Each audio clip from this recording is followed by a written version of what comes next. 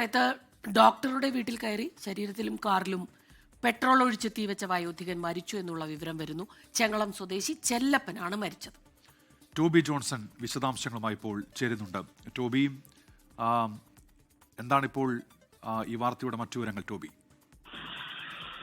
ഉന്മേഷ Christina, ഇന്നലെയാണ് ഈ സംഭവം നടക്കുന്നത്. ഇന്നലെ രാവിലെ 8:30 കോട്ടയം ഗാന്ധിനഗറിലുള്ള ഒരു ഡോക്ടറുടെ വീട്ടിൽ, അദ്ദേഹം റിട്ടയർഡായ ഡോക്ടറാണ്, അദ്ദേഹത്തിന്റെ വീടിന്റെ കാർപോർച്ചിൽ കിടന്നിരുന്ന കാറിൽ പെട്രോൾ ഒഴിച്ച് കത്തിക്കുകയായിരുന്നു ഈ വ്യക്തി.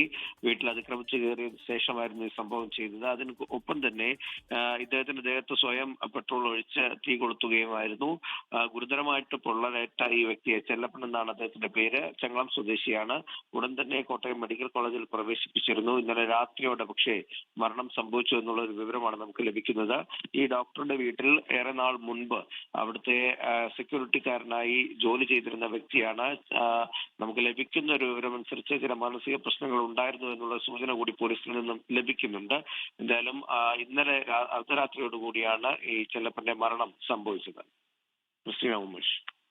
ടോബി ജോൺസണാണ് കോട്ടയത്ത് നിന്ന് വാർത്തയുടെ വിശദാംശങ്ങൾ നൽകിയത്.